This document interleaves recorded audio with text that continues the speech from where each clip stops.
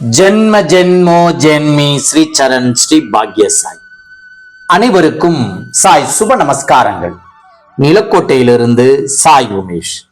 ஸ்ரீ சாயி சகஸ்ர நாமாவளி ஸ்லோகம் 708. ஓம் பூம் நே நமக. பூரணமானவருக்கு நமஸ்காரம்.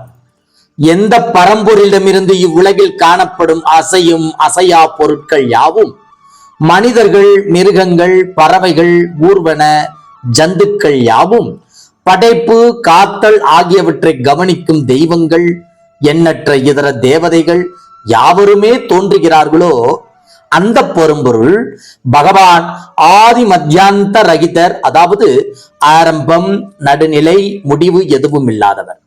அவரே பூரணன் அல்லது முழுமையானவர், குறையில்லாதவர், குறை காண முடியாதவர், நிறைவு பெற்றவர். இந்த பரமாத்மா ஸ்வரூபத்தை அடைந்துவிட்ட, ஆத்மானுவம் பெற்றுவிட்ட, தேகாபிமானத்தை விட்டுவிட்ட பரம ஞானிகளும் பகவானுடைய இந்த பூரணத்துவத்தை பெற்று விடுவார்கள் என சொல்லப்படுகிறது. ஸ்ரீ சாய் பாபா அத்தகைய தேர்ந்த ஞானி, சித்த புருஷர். ஆகவே அவரும் பூரணனாகிறார். ஸ்லோகம் 709. ஓம் பூசையாய நமக. பூமியில் படுப்பவருக்கு நமஸ்காரம். பாபா முற்றிலும் பற்றற்றவர். அவருக்கு உடைமைகள் எதுவுமே கிடையாது. இரவில் தங்க நரிகளும் பொந்துகள் உள, பறவைகளுக்கும் கூடுகள். ஆனால் இயேசுவுக்கோ தங்க இடமில்லை என கூறுவது போல் பாபாவுக்கு தாம் தங்குவதற்கான பிரத்யோக இடம் கிடையாது. பாபா ஆடம்பரத்தை தவிர்த்து வந்தார்.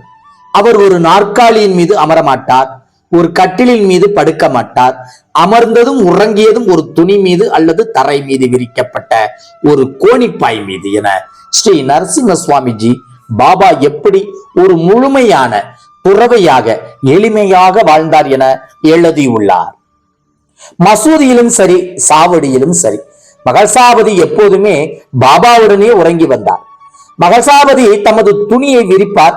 பாபா அந்த துணியின் ஒரு பாதியிலும், மகள்சாபதி மற்றொரு பாதியிலும் படுப்பார்கள் என சுவாமிஜி கூறுகிறார். ஸ்லோகம் 710. ஓம் பூத சரண்ய பூதாய நமக. ஜீவன்கள் யாவருக்கும் அடைக்கலமானவருக்கு நமஸ்காரம். சாய்பாபா வழிபடப்பட்டும் ஆலயங்கள் பலவற்றிலும் ஒருவர் பார்க்கக்கூடிய வாசகம் மிகப்பெரிய எழுத்துக்களில் பொறிக்கப்பட்டிருப்பது நான் இருக்க பயம் ஏன் என்பது. உன் சுமைகளை என் மீது இறக்கிவிடு என்றும், ஒருவன் தனது சுமைகளை என் மீது இறக்கிவிட்டு என்னையே நினைத்திருப்பானாயில் நான் அவனுடைய எல்லா பொறுப்புகளையும் ஏற்றுக்கொள்கிறேன் என்றும், என் பக்தர்களுக்கு தீங்கு நேர விடமாட்டேன் என்றும் பாபா உறுதிமொழிகள் அளித்துள்ளார். பாபாவையே நம்பி அவரை தஞ்சமடைந்து தங்கள் துன்பங்கள், துயரங்கள் யாவற்றிலும் இருந்தும் விடுபட்டவர்கள் கணக்கில் அடங்காதவர்கள். தம்மை அண்டிய பக்தர்களின் லௌகீகமானதும் ஆன்மீகமானதுமான இருவகை பலன்களையுமே பாபா அளிக்கிறார். ஸ்லோகம் 711. ஓம் பூதாத்மனே நமக. எல்லா ஜீவன்களில் உள்ளும் உறையும் ஆத்மனுக்கு நமஸ்காரம். ஸ்ரீகிருஷ்ணன் தம்மை சர்வபூதஸ்திதம், அதாவது எல்லா உயிரினங்களினுள்ளும் ஆத்மாவாக விளங்குபவர் என கூறுகிறார். பாபா நானா சந்தோர்கருக்கு தாம் ஈ, எறும்பு ஆகியவற்றினுள்ளும் உள்ளதை உணர்த்தினார். திருமதி கபர்தே கொல்லிக்கட்டையை வீசி துரத்திய நாயினுள்ளும், உபாச்சினி பாபா நைவேத்தியம் தயாரிக்கும் இடத்துக்கு வந்த நோய்வாய்ப்பட்ட சூத்திரனுள்ளும், கருப்பு நாயினுள்ளும் தாம் இருப்பதாக பாபா கூறினார். நானா சந்தோர்கருக்கு அரிச்சந்திரா மலையில் தாகத்தால் தவித்த போது வேடுவனாக வந்ததும் தாமே என்றும் பாபா கூறினார். இவ்வாறாக எல்லா ஜீவர்களுக்குள்ளும் அந்தராத்மாவாக இருப்பது பரமாத்மா ஸ்வரூபியான ஸ்ரீ சாய் பாபா என்பதை அறியலாம். எல்லா ஜீவர்களுள்ளும் ஆத்மாவாக இருப்பதால் தான் எல்லோருடைய உள்ளங்களில் தோன்றும் எண்ணங்களையும் பாபாவால் அறிய முடிந்தது. ஜெய் குரு சாய்.